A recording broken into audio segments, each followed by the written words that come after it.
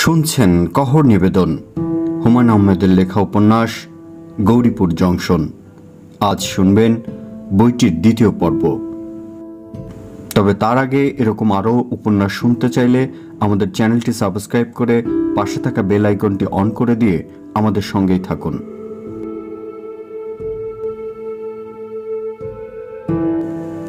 চায়ের দোকান থেকে বের হয়েই জয়নাল হুট করে এক হালি কমলা কিনে ফেলল। 10 টাকা করে হালি, দরদাম করলে 8 দিত। দরদাম করতে ইচ্ছে করল না। কি দরকার সামান্য 2 টাকার জন্য খেচামেচি করা? গরিব মানুষ না হয় 2 টাকা বেশি পেল। মাঝে মাঝে ফল ফলান্তি খাওয়া দরকার, এতে শরীরে বল হয়। 2 হাতে 4টা কমলা দেখতেও ভালো লাগছে। এক্ষুনি খেয়ে ফেলতে হবে এমন তো কোনো কথা না, থাকুক কিছুক্ষণ হাতে। জয়নাল মালবাবুর ঘরের দিকে এগোলো। মালবাবুকে বদলি করে দেবে এরকম গুজব শোনা যাচ্ছে। এটা একবার জিজ্ঞেস করা দরকার। বড় ভালো লোক, হাতির দিলের মতো বড় দিল। মালবাবুর ছেলেপুলে থাকলে কিছু কমলা দিনে দিয়ে আসতো। বেচারার ছেলেপুলে নেই। ছেলেপুলে হওয়ানোটা কোনো ব্যাপার না, পীর সাহেবের লাল সুতো কোমরে বাঁধলেই হয়। তবে বিশ্বাস থাকতে হবে। মালবাবুর পীর ফকিরে বিশ্বাস নাই। জয়নাল একবার পীর সাহেবের কথা বলতে গিয়ে ধমক খেয়েছে। পীর সাহেবকে নিয়েও মুখ খারাপ করেছেন। খুবই অনুচিত কাজ হয়েছে। পীর ফকির নিয়ে ঠাট্টা মস্করা করার ফল শুভ হয় না। এই যে বদলির কথা শোনা যাচ্ছে, এর কারণও হয়তো তাই। মালবাবুকে পাওয়া গেল না। তার ঘর তালা বন্ধ, তবে জানালা খোলা। কিছুক্ষণের মধ্যেই হয়তো চলে আসবেন। জানালা দিয়ে কমলা চারটা টেবিলের উপর ছুড়ে দিলে কেমন হয়? দরজা খুলে কমলা দেখলে মনটা খুশি হবে। জনে জনে জিজ্ঞেস করবেন কমলা কে দিল। কেউ বলতে পারবে না। এটার মধ্যেও একটা মজা আছে। মালবাবু তার জন্য অনেক করেছেন, সে কিছুই করতে পারেনি। কোমরে চালের বস্তা পড়ে যাওয়ার পর 2 সপ্তাহ হাসপাতালে ছিল। মালবাবু একদিন দেখতে গেল। দেখতে গেছে এই যথেষ্ট। তার উপর 20টা টাকা দিল। হাতির দিলের মতো বড় দিল না হলে এটা সম্ভব না। সামান্য কমলা দিয়ে এই ঋণ শোধ হবার না। এর চেয়ে বেশি সে করবেই বাকি। টেবিলে কমলা ছুঁড়ে দেবার পরিকল্পনা শেষ পর্যন্ত বাতিল করতে হলো। মালবাবু রেগেও যেতে পারেন। তার মেজাজের কোনোই ঠিক ঠিকানা নেই। মেজাজ ঠিক থাকলে ফেরেস্তা বেঠিক হলে শয়তানের বাদশা। মেজাজ ঠিক না থাকারই কথা। মালামাল মোটেই চলাচল হচ্ছে না। পরশু রাতেই হুঙ্কার দিয়ে বলেছিলেন, অফিসের সামনে শুয়ে থাকিস কেন রে হারামজাদা? লাথি খাইতে মন চায়, পেট গলায়া দিব, বদের হাড্ডি। থাক, কমলা চারটা বরং উনুফাকে দিয়ে আসা যাক, খুশি হবে। এর মধ্যে দোষের কিছু নেই। সে নিজের দোষের কিছু দেখছে না। অনেকদিন উনুফাকে দেখতে যাওয়া হয় না। 6 মাসের উপর তো হবেই। অবশ্যই এর মধ্যে 2 বার সে গিয়েছে। ঘরের লোক আছে শুনে চলে এসেছে। সকালবেলা লোকজন থাকবে না, তখন যাওয়া যায়। তাকে দেখলে উনুফা খুশি হয়। মুখে কিছু বলে না, তবে সে বুঝতে পারে। অবশ্যই কিছুটা লজ্জাও পায়। লজ্জা পাওয়ার তেমন কিছু নেই। যা হচ্ছে সব আল্লাহর হুকুমেই হচ্ছে, এটা জানা থাকলে লজ্জা চলে যাবার কথা। জগৎ সংসার তো এমনি এমনি চলছে না, তার হুকুমে চলছে। এটা জানা থাকলে মনে আপনা আপনি শান্তি চলে আসে। উনুফাকে এই কথাটা গুছিয়ে বলতে হবে। উনিফার সামনে সে অবশ্য গুছিয়ে কিছু বলতে পারে না। তার নিজেরও কেন জানি লজ্জা লজ্জা লাগে। কথা বলবার সময় বেশিরভাগ কথায় গলা পর্যন্ত এসে আটকে যায়। সবচেয়ে মুশকিল হলো ইদানিং উনুফা তাকে আপনি আপনি করে বলে, যেন সে একজন মান্যগণ্য লোক, বাইরের কেউ। এখন বাইরের কেউ হলেও একসময় তো ছিল না। রীতিমতো কাজী সাহেব ডেকে বিয়ে পড়ানো হলো। সেই বিয়েতে নগদ খরচ হলো 350। তাও বিয়ের শাড়ি কিনতে হলো না। মালবাবু শাড়ি কিনে দিলেন এবং মুখ বিকৃত করে বললেন, হারামজাদা, বিয়ে যে করলি, বউকে খাওয়াবি কি? বাতাস খাওয়াবি? ছোট লোকের বুদ্ধি শুদ্ধি হয় না, এটা একেবারেই সত্যি কথা। বছর না ঘুরতেই বাচ্চা পয়দা করে ফেলবি, পরের বছর আরেকটা, তারপরের বছর আরেকটা। আবার হাসে, লাথি দিয়ে হারামজাদা তোর দাঁত ভাঙব। হাসবি না? তা হাসি আসলে সে কি করবে? হাসি কান্না এগুলি একবার আসতে শুরু করলে ফট করে থামানো যায় না। তখন মনে খুব ফুর্তি ছিল। এতগুলি টাকা ঋণ হলো, সবটাই জোগাড় হলো সুদিতে। টাকায় টাকা সুদ, কুলি সর্দারের কাছ থেকে নেয়া। তার কাছে সুদে টাকা নেওয়া মানে সারা জীবনের জন্য বন্ধা পড়া। সুদ দিয়ে কুল পাওয়া যাবে না, আসল দিব কখন? তবু জয়নাল সব তুচ্ছ জ্ঞান করল। তখন শরীরে শক্তি ছিল, 2 মণি বোঝা হ্যাচকা টান দিয়ে তুলতে পারত। স্টেশনের কাজ ছাড়াও বাইরের কাজ ছিল, সড়ক তৈরির কাজ। দিনে করত সড়ক তৈরির কাজ। তখন গৌরীপুর শম্ভুগঞ্জ সড়কে মাটি কাটা করছে। কাজের অভাব নেই, শরীরে শক্তি থাকলে কাজ আছে। সন্ধ্যার পর চলে আসতো স্টেশনে। এখানে মাল তোলার কাজ আছে। অবশ্য রোজগারের সবটাই কুলিসর্দার নিয়ে নিত। টাকায় টাকা সুদ, দিতে গিয়েই শরীরে রক্ত ঠান্ডা হয়ে যায়। তার উপর সে একটা ঘর নিয়েছে, গৌরীপুরের রাজবাড়ির কাছে একটা ছনের ঘর। ছমিরউদ্দিন রিকশাওয়ালার ঘরের একটা অংশ। স্টেশন থেকে খানিকটা দূর। তাতে কি, হেঁটে হেঁটে বাড়ি ফিরতে তার মজাই লাগতো। হেঁটে বাড়ি ফিরতে সে নানান ধরনের স্বপ্ন দেখত। সুদের টাকা সবটা ফেরত দেওয়া হয়েছে, তারপর টাকা জমাচ্ছে। টাকা জমিয়ে একদিন একটা রিক্সা কিনে ফেলল। সেই রিক্সা সে নিজে চালায় না, ভাড়া খাটায়।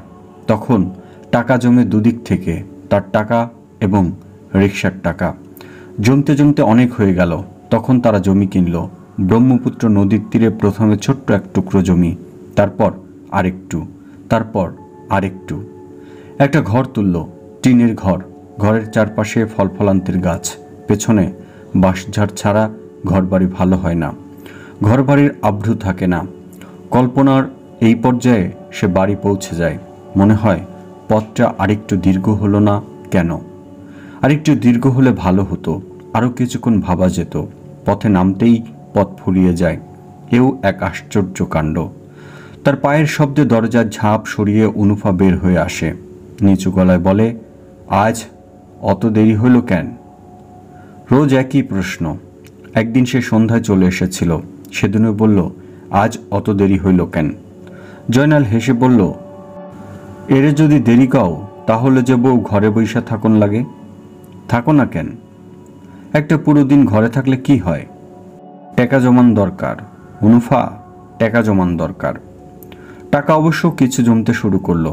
বাসে ফুটো করে আজ 1 টাকা, কাল 2 টাকা, এমনি করে ফেলতে লাগলো। একবার ফেললো 20 টাকার একটা নোট। বড় সুখের সময় ছিল। দুজনে একবার ছবি ঘরে একটা বইও দেখে এলো। অনেক শিক্ষণীয় জিনিস ছিল বইটাতে।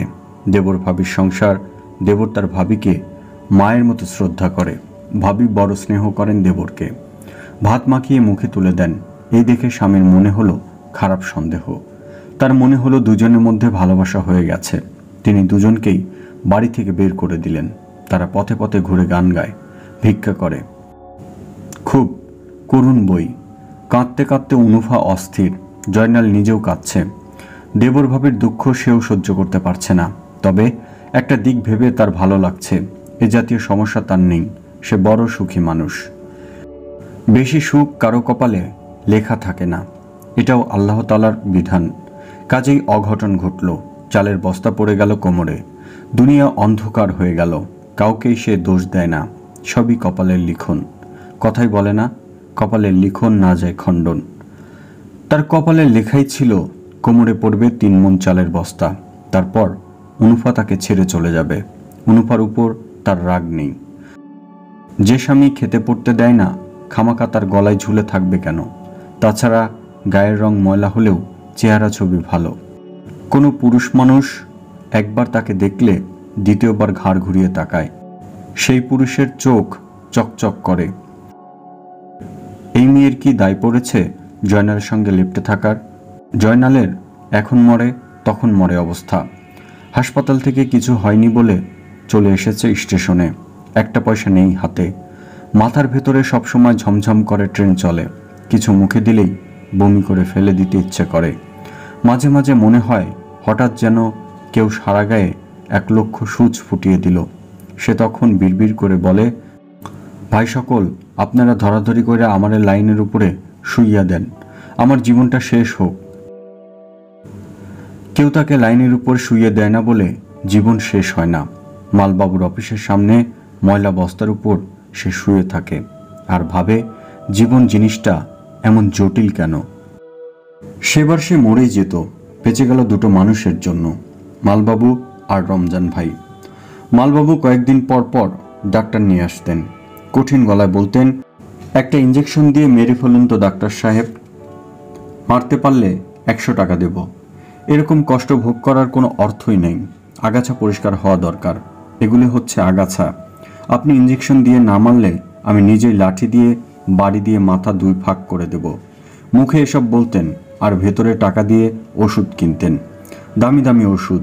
টাকা তার কাছে ছিল হাতের ময়লা। আর পাগলা রমজান ভাই রোজই এটা সেটা এনে খাওয়াতেন।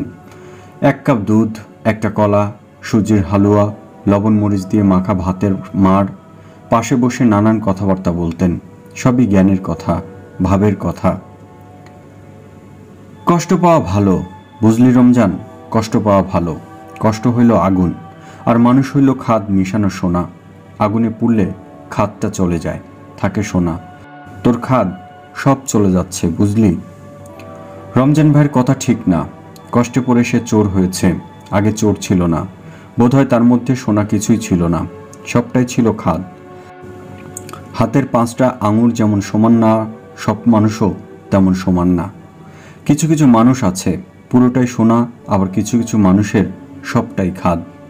যাক, এসব নিয়ে তার মনে কোনো কষ্ট নাই, কারো উপর তার কোনো রাগও নাই।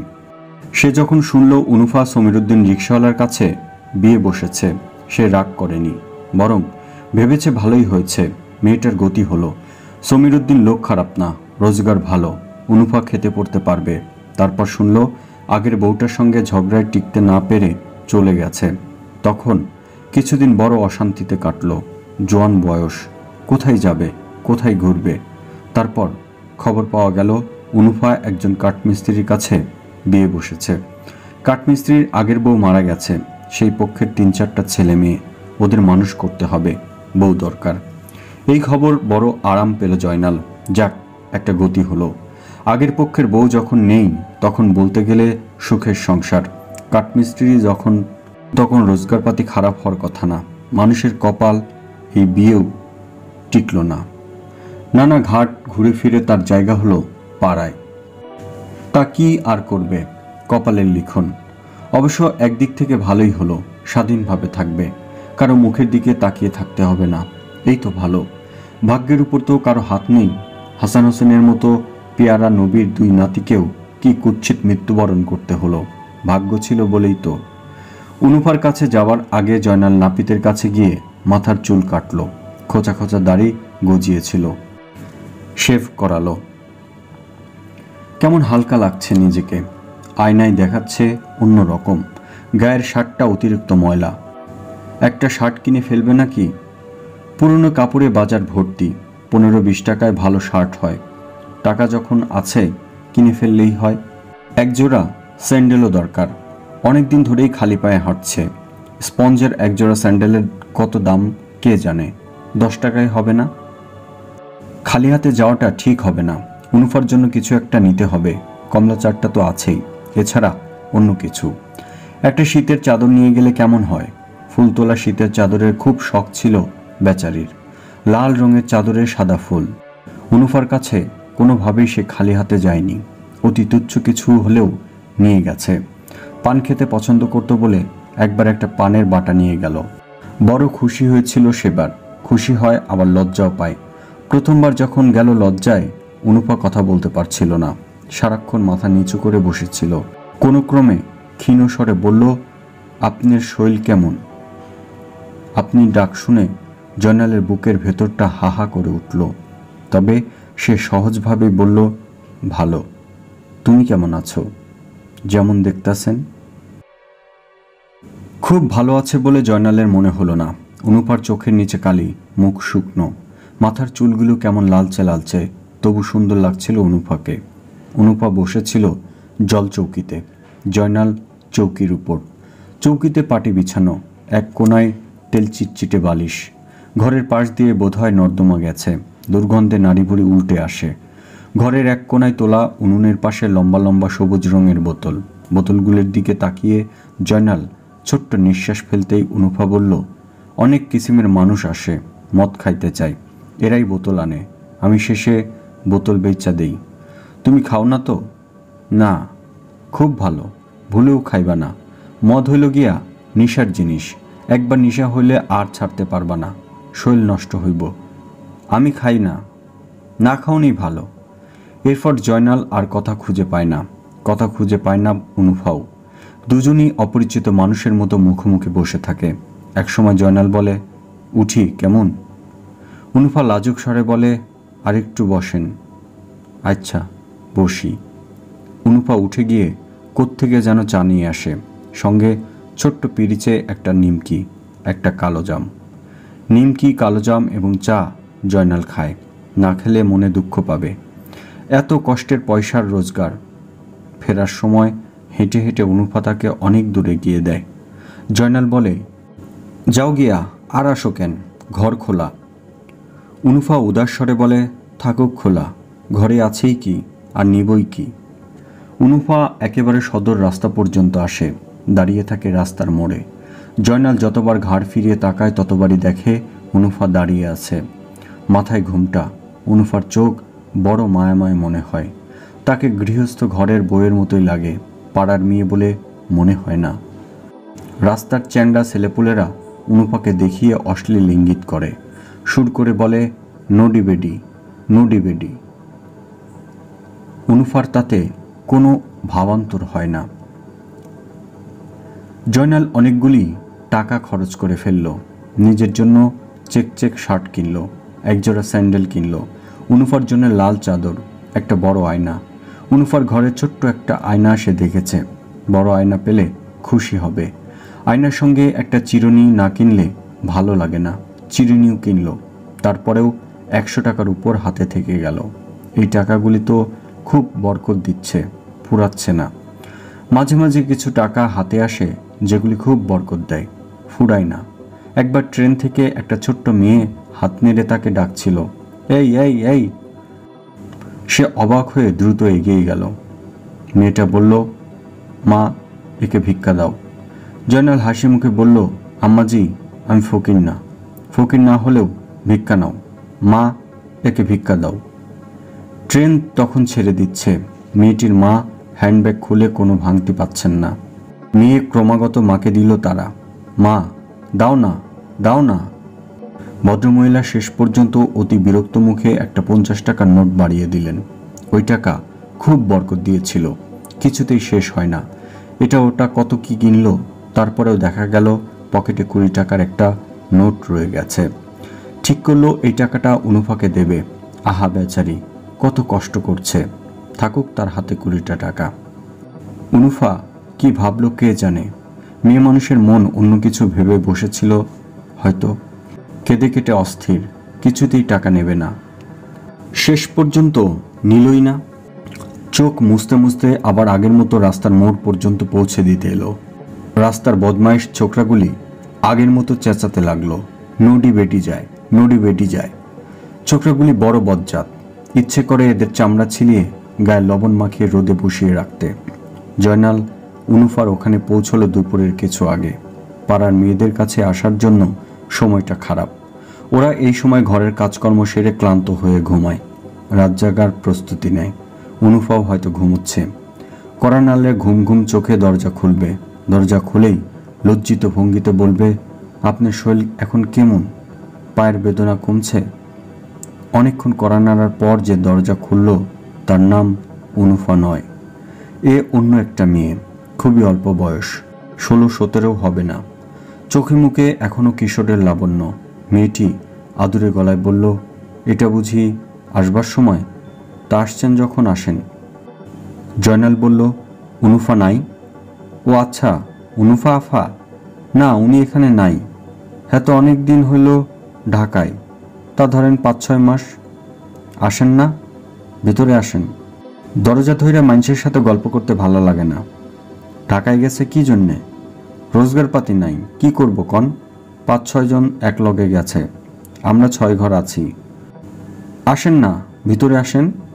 টাকা না থাকলে নাই, চিন পরিচয় হোক, যেদিন টাকা হইব দেয়া যাইবেন। জয়নাল ঘরে ঢুকল। আগের সাজসজ্জায় অনেক পরিবর্তন হয়েছে। এই মেয়েটা সম্ভবত শৌখিন। চৌকিতে ফুল তোলা চাদর, ঘরের মেঝে ঝকঝকে তক্তকে, বড় একটা আয়নাও এই মেয়ের আছে। বসেন। দাঁড়ায় আছেন কেন? চেয়ারে বসেন। জয়নাল পুটলিটা বাড়িয়ে উদাস গলায় বলল, তুমি এইগুলো রাখো। চাদর আছে একটা, আয়না, চিরুনি আর 4টা কমলা। মেয়েটা দ্বিতীয় প্রশ্ন করে না। জিনিসগুলো এক ঝলক দেখেই পুটলিটা চৌকির নিচে রেখে দেয়।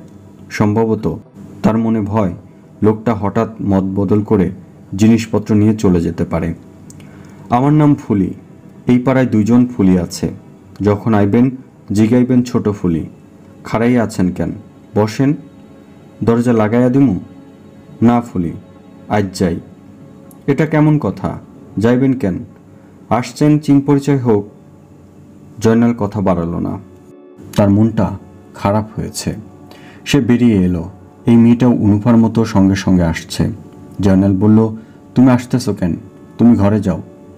ফুলি আদুরে গলায় বলল, ভাঙতি টাকা থাকলে দিয়া যান। ঘরে কেরাচি কিনুনের পয়সা নাই, হাত একেবারে খালি। জয়নাল ভেবেই এসেছিল চকচকে 100 টাকার নোটটা অনুফাকে দিয়ে আসবে। নিতে না চাইলেও জোর করে দিবে। এই মেয়ে নিজ থেকে চাইছে। অনুফার সঙ্গে তার তো তেমন কোনো তফাৎ নেই। তাছাড়া এক অর্থে সব মানুষই তো এক। অনুফাকে দেয়া যে কথা, এই মেয়েটিকে দেওয়াও তো তাই। আপনার কাছে কিছু আছে? 4-5 টাকা হইলেও হইব, না থাকলে কোনো কথা নাই। চিন পরিচয় হলো, এটাও কম কথা না। জয়নাল 100 টাকার নোটটা বের করলো। ছৌ মেরে ফুলিতা নিয়ে নিল। সঙ্গে সঙ্গে বেঁধে ফেললো আঁচলের গিটে। মেয়েটি ফিরে যাচ্ছে। জয়নালের সঙ্গে রাস্তার মোড় পর্যন্ত আসার প্রয়োজন তার নেই। এলে জয়নালের ভালো লাগতো। ঝিম ধরা দুপুরে একটা মেয়ে মাথার ঘোমটা দিয়ে রাস্তার মোড়ে দাঁড়িয়ে আছে, তাকাচ্ছে মায়া মায়া চোখে। এই দৃশ্য বড়ই মধুর। ভালো লাগছে না। জয়নালের কিচ্ছু ভালো লাগছে না। পায়ের পুরনো ব্যথা ফিরে এসেছে। পূর্ণিমা লেগে গেছে কি না কে জানে, মনে হয় লেগেছে, নয়তো আচমকায় এই ব্যথা শুরু হতো না। জয়নাল রিক্সা ডাকলো। বুড়ো রিক্সাওয়ালা এগিয়ে এলো। এই রিক্সাওয়ালাকে জয়নাল চেনে, সমীর উদ্দিন। দুজনই ভান করলো কেউ কাউকে চেনে না। শুধু রিক্সা থেকে নেমে 2 টাকা ভাড়া দেওয়ার সময় জয়নাল বলল, সমীর উদ্দিন ভাইয়ের শৈলটা ভালা? সমীর উদ্দিন বলল, ভালা। আমারে চিনছেন তো? আমি জয়নাল। চিনছি, অনুফার খোঁজে গেছিলাম, শুনলাম ঢাকা গেছে। জানি। জয়নাল দীর্ঘ নিঃশ্বাস ফেলল। অনুফার এই খবর অনেকেই জানে, শুধু সেই জানে না। ঢাকা তো স্টেশন দিয়ে যেতে হয়েছে, একবার খোঁজও নেয়নি। সে তো বাধা দিত না। বাধা দিবে কিভাবে? সে বাধা দেওয়ার কে? যাবার আগে পরিমলদার দোকান থেকে 1 কাপ গরম চা খাইয়ে দিত, মালপত্র তুলতে সাহায্য করত, বসার জায়গায় করে দিত। ট্রেন যখন ছেড়ে দিত সে জানালা ধরে ধরে এগিয়ে যেত। এর বেশি আর কি? এই স্টেশনে কত প্রিয়জনের বিদায় দৃশ্য সে দেখেছে, কত মধুর সেই সব দৃশ্য। বিয়ের পর মেয়ে স্বামীর সঙ্গে চলে যাচ্ছে। মেয়ের বাবা মা ভাই বোন সবাই স্টেশনে এসেছে বিদায় দিতে। ট্রেন চলতে শুরু করা মাত্র এরা সবাই ট্রেনের সঙ্গে সঙ্গে দৌড়াতে শুরু করলো, যেন কিছুতেই এই ট্রেনকে তারা চোখের আড়াল করবে না। মেয়ের বৃদ্ধা দাদি তিনিও দৌড়াচ্ছেন। গার্ড সাহেব এই দৃশ্য দেখে বাঁশি বাজিয়ে ট্রেন থামিয়ে দিলেন। গম্ভীর মুখে বললেন, ব্রেকে গন্ডগোল আছে, এই ট্রেন 1 ঘন্টা লেট হবে। আহা, এই গার্ড সাহেবের মতো লোক হয় না, এরা আসলে ফেরেশতা। মানুষের সাজ পোশাক পরে ঘুরে বেড়ায়, সবাই ভাবে সেও বুঝি আমাদের মতোই একজন মানুষ। জয়নাল স্টেশনে গেল না, ওভারব্রিজের উপর চুপচাপ বসে রইল। যতদূর চোখ যায় লম্বা রেল লাইন চলে গেছে, বড় ভালো লাগে দেখতে। ওই তো যাচ্ছে ভৈরব লাইনের গাড়ি। কোথায় ভৈরব কে জানে? ভৈরবে পরে কি আছে, একেবারে শেষ মাথায় কোন স্টেশন, এমন যদি হতো যে লাইনের কোনো শেষ নেই, যেতেই থাকে যেতেই থাকে, তাহলে বেশ হতো। শেষ স্টেশনটা কি জানার জন্য সে উঠে বসত। চলুক ট্রেন, চলতে থাকুক। ঝিকঝিক করে গন্তব্যহীন গন্তব্যে যাত্রা। জয়নালের মন খারাপ ভাবটা কিছুতেই যাচ্ছে না। ওভারব্রিজের উপর উঠে তা যেন আরও বাড়ল। উপর থেকে অনেক দূর চলে যাওয়া রেল লাইন চোখে পড়ে। মন আপনা থেকে উদাস হয়। তার উপর অনেক দিন পর বেলায়েতকে দেখা যাচ্ছে। বেলায়েত গান গেয়ে ভিক্ষা করে। তার পাশে বসে থেকে তার মেয়ে আপন মনে খেলে। কখনো ইচ্ছা হলে আচমকা মিষ্টি রিনি রিনি গলায় বাপের গলার সঙ্গে সুর মিলায়। শুনতে বড় মিষ্টি লাগে। বেলায়েত বেসুরা গলায় মাথা নেড়ে নেড়ে গাইছে, দিনের নবী মোস্তফায় রাস্তা দিয়ে হাইটটা যায়, একটা পাখি সেই সময়ে ডাকতেছিল আপন মনে, গাছেরও পাতায় গো গাছেরও পাতায়। আজ বোধহয় বেলায়েতের মেয়ের মনটা ভালো। বাপ থামার সঙ্গে সঙ্গেই ছোট্ট মাথা দুলিয়ে গেয়ে উঠল, গাছেরও পাতায় রে গাছেরও পাতায়। জয়নাল 5 টাকার একটা নোট থালায় ফেলে দিল। বেলায়েত বিস্মিত হয়ে জয়নালকে এক পলক দেখেই নোট সরিয়ে ফেলল। 5 টাকার নোট একটা পড়ে আছে দেখলে অন্যরা ভিক্ষা দেবে না। বেলায়েত ভাইরে অনেকদিন পরে দেখলাম, গেছিলেন কই? শম্ভুগঞ্জ। শৈল ভালা তো? আল্লাহ রাখছে। শম্ভুগঞ্জে আয় রোজগার কিছু হইছে? হইছে কিছু। হইলে মেয়েটারে জামা টামা কিনা দেন, শীতের মধ্যে খালি গাও। বেলায়েত নিচু গলায় বলল, জামা আছে, সোয়েটারও আছে, খালি গাও থাকলে ভিক্ষা সুবিধা। বেলায়েতের মেয়েটা মিচকে মিচকে হাসছে, হাতে 4টা কড়ি খেলছে, হিসাব করছে। এই মেয়েটাকে দেখলে জয়নালের শাহেদার কথা মনে হয়। শাহেদাও বাপজানের পাশে বসে আপন মনে কড়ি খেলত। বেলায়েত এখন যে জায়গায় বসে ভিক্ষা করছে, টিনের একটা থালা নিয়ে, ঠিক এই জায়গায় বসতেন বাপজান। ভিক্ষা করতে লজ্জায় তার মাথা কাটা যেত। শুধু তোতা পাখির মতো বলতেন, বাপধন গরিবদের সাহায্য করেন, বাপধন গরিবদের সাহায্য করেন। মাঝে মাঝে বাপজানকে ভেঙচি কাটত শাহেদা। অবিকল তার মতো গলায় বলতো, বাপধন গরিবদের সাহায্য করেন, বাপধন গরিবদের সাহায্য করেন। জয়নালের বাবা রাগ করার বদলে হেসে ফেলতেন। গরমের সময় তারা ঘুমতো ওভারব্রিজে, মশা কম, ফুরফুরা বাতাস। শাহেদা বলতো, একটা কিচ্ছা কও বাপজান। এই কথাটার জন্যই যেন অপেক্ষা। বলা মাত্র গল্প শুরু হতো কিচ্ছাজাত, মিথ্যাতত এই প্রস্তাবনা দিয়ে। মজার মজার সব গল্প। ওভারব্রিজে তাদের সেই জীবন খুব খারাপ ছিল না। বেলায়েত এবং তার কন্যার জীবনও বোধহয় খারাপ না। আল্লাহ তাআলার বড় একটা গুণ হচ্ছে, কাউকে দুঃখ দিলে সমপরিমাণ সুখ দিয়ে তা পূরণ করার চেষ্টা করেন। জয়নাল বলল, বেলায়েত ভাই যাই, সন্ধ্যার আগেই মেয়েটারে জামা পরায়েন, ঠান্ডা লাগলে মুশকিল। এই বছর শীত পড়ছে বেজায়। বেলায়েত জবাব দিল না, গানে টান দিল। এইবার নতুন গান। মনে বড় আশা ছিল যাব মদিনায়। স্টেশনে পা দিয়ে জয়নাল হক চকিয়ে গেল। অনেক পুলিশ, রেলওয়ে পুলিশ না। রেলওয়ে পুলিশ আনসারেরও অধম, আসল পুলিশ। জয়নালের বুক ছাত করে উঠল, তবে প্রায় সঙ্গে সঙ্গেই আশ্বস্ত হলো। তার সামান্য চুরির ব্যাপারে এত পুলিশ আসবে না, অন্য কোনো ব্যাপার। জানা গেল হিরণপুর স্টেশনের কাছে মালগাড়ি থেকে 10 বস্তা চিনি চুরির তদন্ত হচ্ছে। দারোগা সাহেব খোঁজ খবর করতে এসেছেন। আসামিদের একজন ধরা পড়েছে। সে গৌরীপুর স্টেশনের নম্বরই কুলি। ওসি সাহেবের ধারণা অন্যদেরও যোগ থাকতে পারে। সবাইকে জিজ্ঞাসাবাদ করা হচ্ছে। জয়নালকেও জিজ্ঞাসাবাদের জন্য ডাকা হলো। রেলওয়ে পুলিশের ছোট ঘরে এক এক করে ডাকা হচ্ছে এবং জিজ্ঞাসাবাদ করা হচ্ছে। এ কি যন্ত্রণায় পড়া গেল। পুলিশের জিজ্ঞাসাবাদের নমুনা সে জানে। পুলিশ আদর করে কখনো কিছু জিজ্ঞেস করে না। প্রশ্ন করার আগে পেটে রুলের একটা গুঁতা দেয়, প্রশ্ন শেষ হলে আরেকটা দেয়। কে কি বলল না বলল তাতে কিছু আসে যায় না। সত্যি বললেও গুঁতা, মিথ্যা বললেও গুঁতা। ওসি সাহেব বললেন, তোমার নাম জয়নাল না? জয়নাল ওসি সাহেবের স্মৃতিশক্তি দেখে মুগ্ধ হয়ে গেল।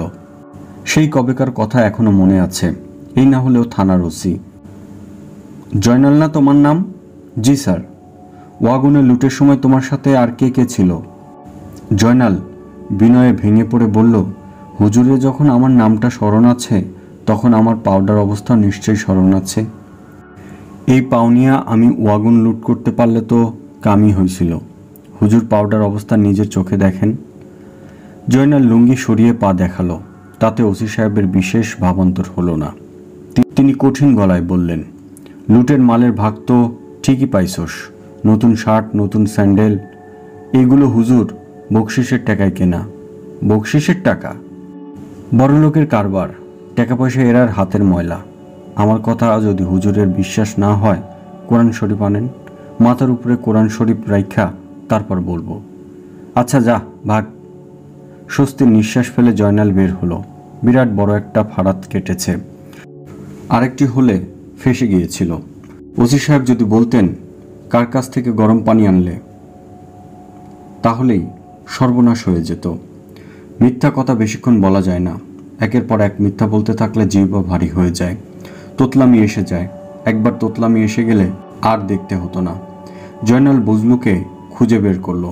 কি অদ্ভুত ব্যাপার, সে তাকে যেখানে বসিয়ে রেখেছিল সেখানে বসে আছে। গাধা নাকি ছেলেটা? এই ছেলে টিকবে কি করে? এর কপালে দুঃখ আছে। কিছু খাইছোস ওই বজলু? না। খাস নাই কেন? বজলু মাথা নিচু করে আছে, তার বগলে ভাঁজ করা কম্বল। কম্বল সে হাতছাড়া করেনি। তাকে দেখেই বোঝা যাচ্ছে জীবন দিয়ে দেবে, তবু সে কম্বল দেবে না। টেকা তো একটা তোরে দিছিলাম, বলছিলাম কি 100 টাকা বাদাম কিনা 2 গ্লাস পানিও খাইলে খিদা শেষ। বাদাম কিনলি না কেন? বজলু কিছু বলল না, তবে এখন তার চোখ চকচক করছে। মনে হচ্ছে জয়নালকে আবার দেখতে পেয়ে তার বুকে হাতির বল ফিরে এসেছে। জয়নালকে সে দেখতে পাবে এই আশা সে প্রায় ছেড়েই দিয়েছিল। অনেকক্ষণ ফুপিয়ে কেঁদেছেও। অজানা সব দুশ্চিন্তাতে সে অস্থির ছিল। খিদের কথা তার মনেই হয়নি। তখন খিদেই চোখ অন্ধকার হয়ে আসছে। চল যাই, ভাত খাই। আইজের দিন যত মন চায় খাইবি, কাল থেকে ঠন ঠনা ঠন। বজলু ক্ষীণ স্বরে বলল, আপনারে খুঁজতেছে। কে খুঁজতেছে? হাশেম, সর্দার হাশেম। তুই চিনোস তারে? জি। আমারে খুঁজে কেন? বিষয়টা কি? কিছু কইছে? না। কিছুই কয় নাই? না। জয়নালের মন আবার অস্বস্তিতে ভরে গেল। কিছু কি টের পেয়েছে? স্টেশনে থাকা এক যন্ত্রণা। দুশ্চিন্তায় জয়নাল ভালোমতো খেতে পারল না। বজলু খুব আরাম করে খাচ্ছে। অনেকদিন পর এই প্রথম বোধহয় ভাত খাওয়া। কেমন চেটে পুটে খাচ্ছে। আর 4টা ভাত নিবি? না। শরম করিস না, খিদা থাকলে ক, দিব আর 1 হাত। জি। আরে বেটা, তুই জি কোনখানে শিখলি? কথায় কথায় জি? স্কুলে পড়ছস? বজলু হাসূচক মাথা নাড়ল। কোন ক্লাসে ছিলি? 4। স্কুলে পড়তে মন চায়? জি। মন চাইলে তো আর হয় না বেটা, ভাগ্যের ব্যাপার। ভাগ্যে থাকলে হয়, না থাকলে হয় না। এইসব নিয়ে মন খারাপ করিস না। পেট ভইরা ভাত খা। এই পোলারে আর 1 হাফ ভাত দাও, ডাইল দাও। বজলু কাঁচামরিচ দিয়ে ডলা দে। স্টেশনে ফিরে জয়নাল ভয়াবহ সংবাদ পেল। পুলিশ 5 জনকে ধরে নিয়ে গেছে। তার মধ্যে একজন হচ্ছে মালবাবু। কি সর্বনাশের কথা! পুলিশ হাশেমকেও খুঁজছে। হাশেম পলাতক। পুলিশের এসপি এসেছেন ময়মনসিংহ থেকে, জেলা পুলিশের বড় কর্তা। এদের দেখতে পাওয়া ভাগ্যের কথা। স্টেশনে মাস্টারের ঘরে তিনি বসে আছেন। জয়নাল এক ফাঁকে জানালার ফাঁক দিয়ে দেখে এলো।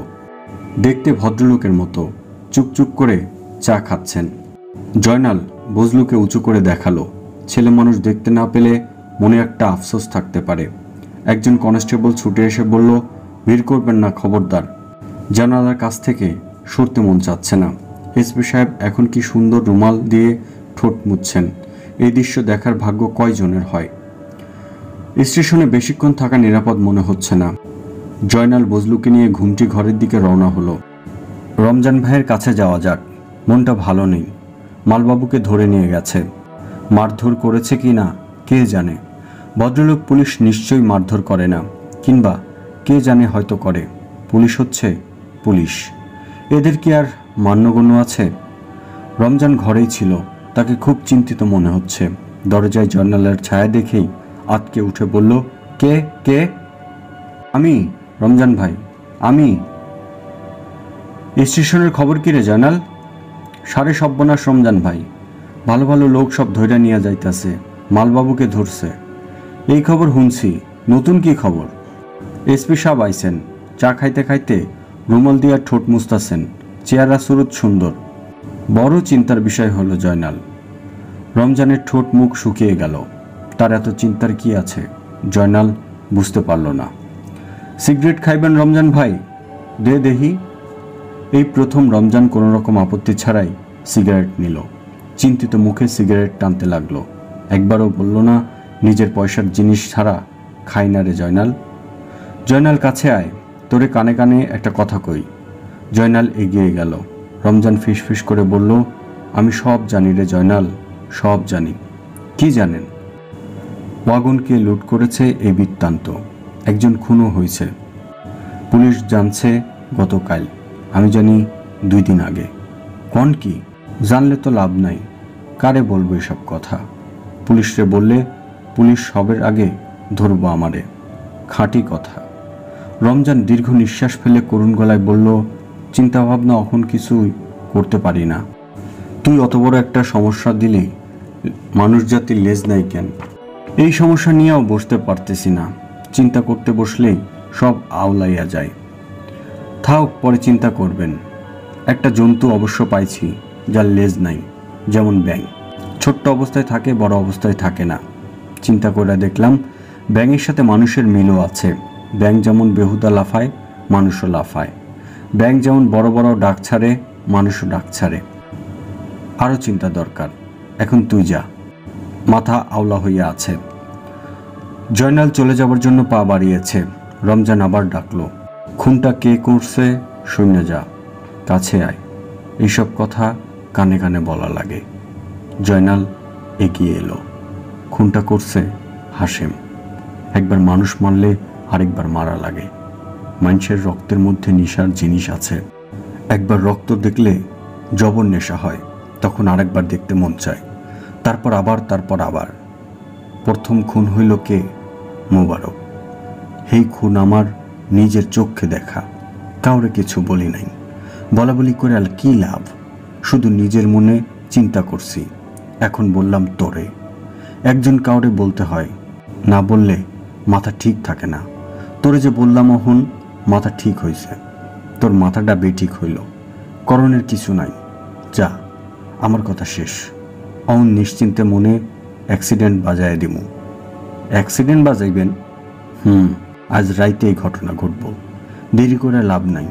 পুলিশের এসপি সাহেব যখন আছে সুবিধা হইল। ইনার চোখের সামনে ঘটনা ঘটব। হে হে হে। জয়নাল হতভম্ব হয়ে দাঁড়িয়ে রইল। রহমান ভাইয়ের মাথা মনে হচ্ছে পুরোপুরি খারাপ হয়ে গেছে। ঘটনা আজ রাইতে ঘটব রে রমজান। আজ আবার পূর্ণিমা পড়ছে। 2 2 4। আপনার মাথা পুরোপুরি গেছে রমজান ভাই।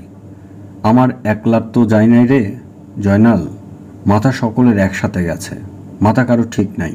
হে হে হে। রেল লাইনে স্লিপারে পা রেখে দ্রুত স্টেশনের দিকে ফিরছে জয়নাল। পেছনে পেছনে বজলু আসছে। কুয়াশায় চারদিক ঢাকা। সই কুয়াশা চাদরের আলোয় চিকচিক করছে। কুয়াশা ভেদ করে সিগন্যালের লাল আলো চোখে আসে। যেন এক চোখওয়ালা কিছু কিছু মানুষ দাঁড়িয়ে আছে। কোনো বিশেষ ঘটনার জন্য অপেক্ষা করছে সবাই। কি সেই ঘটনা কে জানে? কে যায়? জয়নাল ভাই না? জয়নাল থমকে দাঁড়ালো। অন্ধকার ফুঁড়ে কে যেন বের হয়ে আসছে। হাশেম লাইনের উপর ঘাপটি মেরে বসেছিল। তার জন্যই কি বসেছিল? জয়নাল থতমত খেয়ে বলল, কে হাশেম ভাই? শৈল ভালা? শৈল ভালা। আপনার কাছে সিগারেট আছে জয়নাল ভাই? শীত পড়ছে জব্বর। জয়নাল সিগারেট দিল। তার হাত কাঁপছিল। সেই কাঁপা হাতেই সে দিয়াশালাই জ্বালিয়ে সিগারেট ধরিয়ে দিতে গেল। তখন চোখে পড়ল হাশেমের হাতে একটা লোহার রড, যার মাথাটা সূচালো। জয়নালের গা দিয়ে শীতল স্রোত বয়ে গেল। গায়ে নতুন শার্ট দেখতাছি জয়নাল ভাই। 25 টাকা দিয়ে কিনলাম। একজন বকশিস দিছিল। তার বাচ্চার জন্য গরম পানি আইনা দিলাম, এই কারণে বকশিস। হাশেম সহজ গলায় বলল, 1000 টাকা দামের জিনিস 250 টাকার বেচলেন। দরদাম করা লাগে। দুনিয়া ভর্তি ঠক। এই প্রচণ্ড শীত, অথচ ঘামে তার সর্বাঙ্গ ভিজে যাচ্ছে। সে অসহায়ভাবে একবার তাকালো বজলুর দিকে। বজলু এক দৃষ্টিতে লোহার রডের দিকে তাকিয়ে আছে। হাশেম সিগারেট লম্বা টান দিয়ে বলল, জয়নাল ভাই, যা করছেন, এটা আমি ধরি না। রমজান আপনারে কি বলল? ঠিকঠাক কন। কিছুই বলে নাই। কিছুই বলে নাই? আমি তো জানি যে তার কাছে যাইতাছে তারই সে কানে কানে কথা বলতেছে আমি নাকি খুন করছি, সে নাকি দেখেছে। পাগল মানুষ, ইনার কথা ঠিক না। পাগল কে কইল? অতি চালাক। আরেকটা কথা কই জয়নাল ভাই, আপনি লোকটাও চালাক। জয়নাল হাসার চেষ্টা করলো। হাসলে পরিস্থিতি খানিকটা হালকা হতে পারে। হাসি এলো না, কাশির মতো একটা শব্দ হলো। সেই শব্দে সে নিজেই চমকে উঠল। জয়নাল ভাই। জি। এতক্ষণে রমজানের লগে ছিলেন, কোনো কথাবার্তা হইল না? ওনার একটা সমস্যা দিছিলাম, এই সমস্যা নিয়ে আলাপ করলাম। কি সমস্যা? সব জন্তু লেজ আছে, মানুষের নাই, এটা নিয়ে একটা আলাপ। বাঘ, ভাল্লুক, সিংহ, তারপর ধরেন গিয়ে টিকটিকি সবের লেজ আছে, খালি ব্যাঙের নাই। এই জন্যই ব্যাঙের সাথে মানুষের বেজায় মিল। ব্যাঙ খামাখা লাফালাফি করে, বড় বড় ডাক ছাড়ে, মানুষও এইরকম। হাসেম ঠান্ডা গলায় বলল, জয়নাল ভাই, আপনি লোকটা বেজায় চালাক। আপনিও চালাক। তাও ঠিক। তয় জয়নাল ভাই, শুধু চালাকিতে কাম হয় না, শক্তি লাগে। যান, স্টেশনে যান। স্টেশনে গিয়া আরাম করে ঘুমান, আপনার ঘুম দরকার। জয়নাল নড়ে না, একটা জায়গায় দাঁড়িয়ে থাকে। লোহার রড হাতে ঘুমটি ঘরের দিকে এগিয়ে যায় হাসেম। জয়নাল কি করবে? চিৎকার করে লোক জড়ো করবে, নাকি স্টেশনে গিয়ে শুয়ে পড়বে? আল্লাপাক তার ইচ্ছা মতো দুনিয়া চালান, কোনো কিছু করে সেই ইচ্ছাকে বাধা দেওয়া কি ঠিক? কি করবে সে? স্টেশনে গিয়ে এসপি সাহেবকে কি বলবে, জনাব আপনারে একটা কথা বলতে চাই, গোপন কথা। এসপি সাহেব কি শুনবেন তার কথা? সে কে? সে কেউ না, স্টেশনে পড়ে থাকা একজন পঙ্গু মানুষ। রেল লাইনের স্লিপারে পা দিয়ে চুপচাপ দাঁড়িয়ে থাকে জয়নাল। তার গা ঘেঁষে দাঁড়িয়ে থাকে বজলু। বজলুর বগলে ভাঁজ করা কম্বল, যে কম্বল তাকে দিয়েছিলেন মালবাবু। বড় ভালো লোক ছিলেন। ট্রেন আসছে, ঝিকঝিক শব্দ হচ্ছে। লাইনে তার কাঁপন বোঝা যায়। চিটাগাং মেইল। গৌরীপুর ময়মনসিংহ হয়ে এই ট্রেন যায় বাহাদুরবাদ ঘাট পর্যন্ত। এই ট্রেন প্রতি রাতেই আসে। ট্রেনের শব্দ মিশে আছে তার রক্তে। এটি এমন নতুন কিছু নয়। সকাল থেকেই জয়নালের মনে হচ্ছে আজকের দিনটি অন্যরকম। খোলা আকাশের নিচে দাঁড়িয়ে ট্রেনের শব্দে জয়নাল ভেতর থেকে চমকে উঠল। তার হঠাৎ করে কান্না পেয়ে গেল। অনেক দিন সে কাঁদে না, আজ তার কাঁদতে ইচ্ছে করছে। বাপজানের কথা, শাহেদার কথা এবং অনুফার কথা ভেবে একটু চোখের পানি ফেললে কেমন হয়? জয়নালের চোখে পানি এসে যায়। বজলু নিচু স্বরে বলে, আপনি কাঁদতাছেন? জয়নাল শার্টের হাতায় চোখ মুছে গাঢ় স্বরে বলল, না কান্দি না। কান্দনের কি আছে? কান্দনের কিছুই নাই। বাপজান যেদিন মরল সেই দিনও কান্দি নাই, আর আজ কাঁদব? কিন্তু জয়নাল কাঁদে, ফুঁপিয়ে ফুঁপিয়ে কাঁদে। ভেজা চোখে তাকিয়ে থাকে স্টেশনের দিকে। মরবার সময় এই স্টেশনের হাতেই তার বাপজান তাকে তুলে দিয়ে গিয়েছিলেন। জয়নাল হাঁটতে শুরু করে। এত কাছে গৌরীপুর জংশন, তবু মনে হয় অনেক দূর, যেন এই জীবনে সে সেখানে পৌঁছাতে পারবে না। জয়নালকে ঘিরে একদল পতঙ্গ উড়াউড়ি করে। মানুষ যেমন এদের বুঝতে পারে না, এরাও হয়তো মানুষকে বুঝতে পারে না। কে জানে মানুষকে দেখে পতঙ্গরাও বিস্ময় অনুভব করে কিনা।